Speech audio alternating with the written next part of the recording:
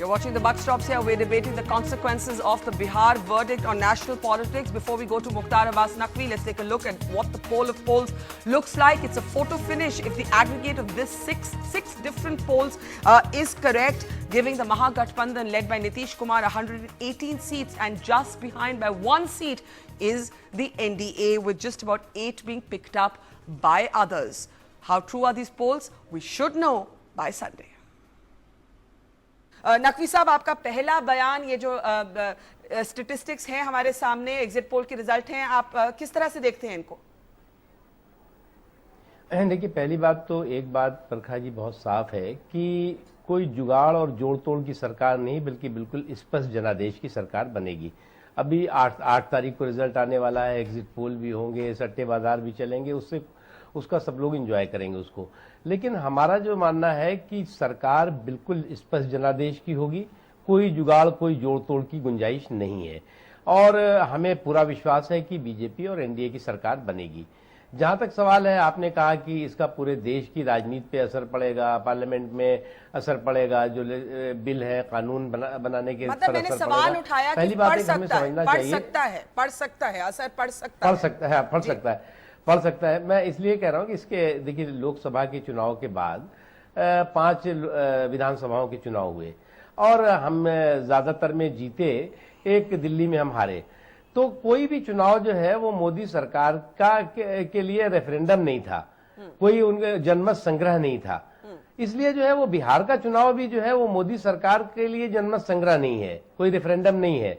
और हम पूरी मजबूती के साथ, एक पॉलिटिकल पार्टी है, एक रिस्पॉन्सिबल पॉलिटिकल पार्टी है, तो हम पूरी मजबूती के साथ चुनाव के मैदान में जाते हैं, और चुनाव के मैदान में हम इस संकल्प के साथ जाते हैं कि हम चुनाव जीतेंगे।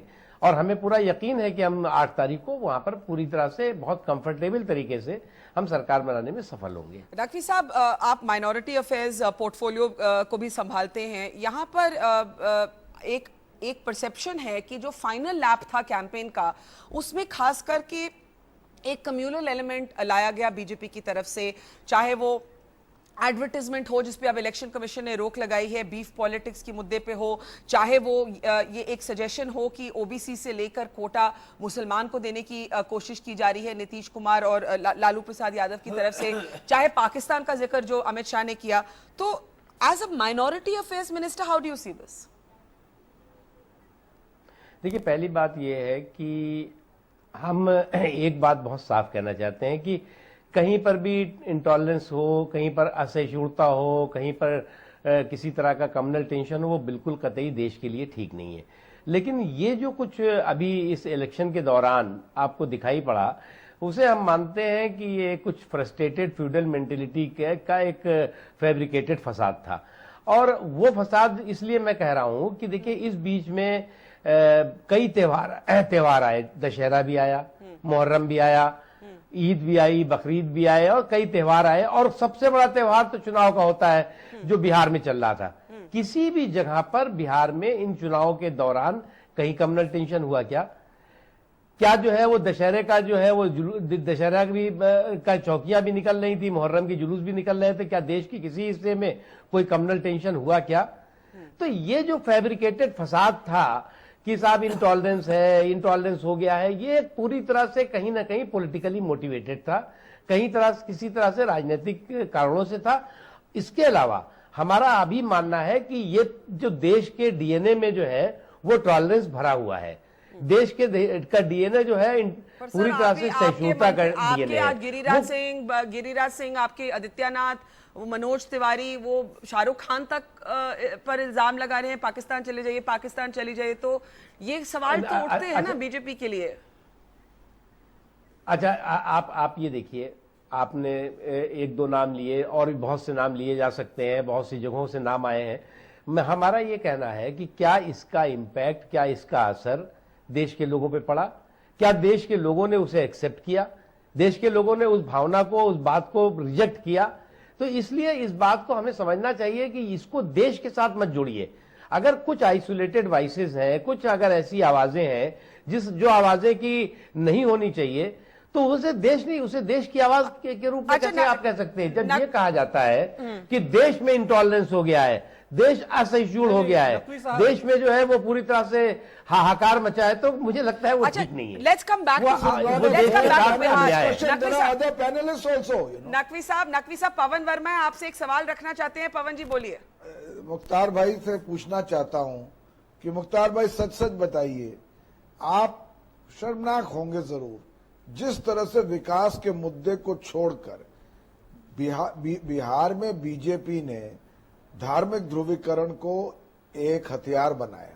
आप खुद भी जब आपने सुना होगा कि अमित शाह कह रहे हैं कि अगर बीजेपी की हार हुई तो पाकिस्तान में पटाखे बजेंगे, ये कोई छोटी मोटी बात है? और आपके पार्टी के राष्ट्रीय अध्यक्ष की एक लोकतांत्रिक चुनाव देश के अंदर हो रहा है और उन्होंने उसका इस पर यह बयान दे दिया।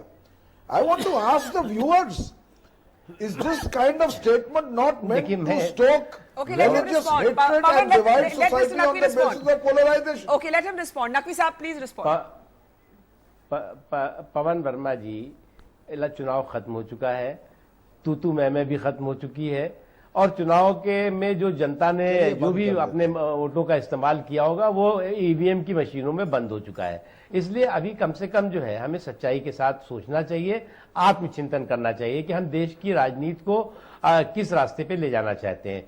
अब आप जो है वो हमारे नेताओं पे आरोप लगाएंगे, हम आपके नेताओं पे के बारे में बता सकते हैं कि उन्होंने लालू प्रसाद यादव जी ने क्यों कहा, ये उन्होंने क्यों कहा, ये सब तो तू मैं ये तू मैं हो चुका ही है। आत्मचिंतन आपको करना पड़ेगा। आपको अगर ये लगता है कि आपने जो है वो मुद्दों को भटका करके और इश्यूज को डाइवर्ट करके कोई बहुत बड़ा तीर मारा है, तो हमें लगता है कि वो आपको जो है वो सोचना चाहिए और समझना चाहिए। हमने हमेशा डेवलपमेंट के इशू पे बात करी। नकवी साहब, शोएबल गुप्ता यहाँ हैं, इनका एक बहुत इंटरेस्टिंग सवाल था। ये कह रहे थे कि सुशील मोदी को अगर आप एक तरह से चीफ मिनिस्टरियल कैंडिडेट बना देते तो you could have also claimed credit, जो आज एक तरह से no one is angry with Nitish, माना जाता है कि काम उन्होंने अच्छा किया। तो why did the BJP not declare a chief ministerial candidate? अगर आप सुशील मोदी को ही नेम कर देते तो you would have got a slice of the credit. देखिए, अभी जो जितने भी चुनाव हुए लोकसभा के चुनाव के बाद, हमने कहीं पर भी चीफ मिनिस्टर प्रोजेक्ट नहीं किया। महाराष्ट्र में चुनाव हुआ, हरियाणा में चुनाव हुआ जहां हमने जीता, झारखंड में चुनाव हुआ जहां हमने जीता।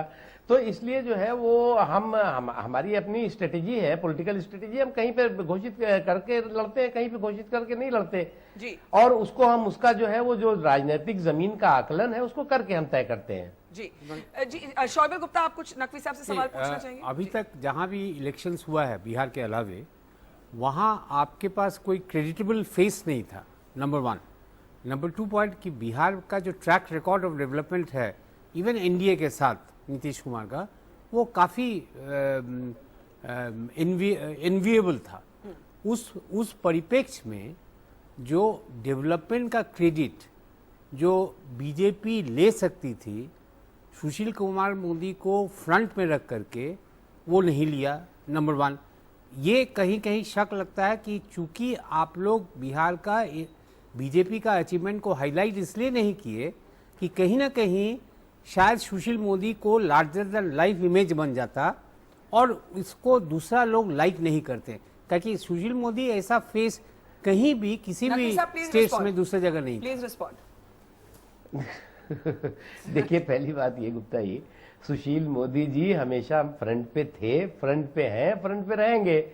वो हमारे वहां के सबसे बड़े एक्सेप्टेबल लीडर हैं और उसमें कहीं कोई वो नहीं। पूरे चुनाव में वो कैंपेन कर रहे थे, पूरे चुनाव में हर जगह पर वो गए, सभी सीटों पर उनका लगभग सभाएं हुई। तो इसलिए जो है वो ये कहना कि साहब आपने उनको प्रोजेक्ट किया होता तो ऐसा होता, इनको प्रोजेक्ट किया, ये सब आकलन जो है जब चुनाव हो जाते हैं तो हमने कहा ना, चुनाव के बाद जो है एग्जिट पोल चलेगा, सट्टा बाजार चलेगा, फिर ये चलेगा कि ये नेता ऐसे होते, ये नेता यहाँ जाते, वो चलता रहेगा, उसमें कोई वो नहीं है। अच्छा नकवी साहब, one last question, Siddharth Varadarajan. Pawan, 1 minute, Siddharth Varadarajan, a question for Naqvi साहब and then we have to slip into a break. Siddharth. Naqvi साहब, माना कि मोहन भागवत जी के बयान से बीजेपी को नुकसान पहुंचा, थोड़ा बहुत या ज्यादा, लेकिन क्या ये जरूरी था कि अपने सफाए में बीजेपी ने जिस तरह से मुसलमानों को निशाना बनाया, आप ये कह देते कि भाई आरक्षण हटाने का कोई इरादा नहीं है हमारा, और आप अपना सफाया दे दे, लेकिन मुसलमानों को बीच में क्यों घसीटा आपने? प्रधानमंत्री ने, आपने इश्तिहार में भी उनका जिक्र किया और आखिरकार चुनाव आयोग ने आपको टोका। नकवी साहब, मैं एक बात सिद्धार्थ जी आपको हम बताएं। पहली बात तो इस गलतफहमी को सबको निकाल देना चाहिए कि मोहन भागवत जी ने जो आरक्षण के बारे में चर्चा करने की बात की कि आरक्षण के बारे में एक बार चर्चा फिर से नए सिरे से होनी चाहिए, उसका कहीं पर भी बिहार के चुनाव में कोई नुकसान हुआ। जहां तक प्राइम मिनिस्टर साहब ने जो कहा वो बिल्कुल साफ बात है। अगर आप देखें तो कोई भी जब चुनाव आता है तो ये मजहब के नाम पर, धर्म के नाम पर आरक्षण की बात करते हैं, कहते हैं 8% हम देंगे, 10% देंगे, यूपी हो, बिहार हो, महाराष्ट्र हो, कर्नाटक हो या आंध्रा हो या तेलंगाना हो, ये नहीं।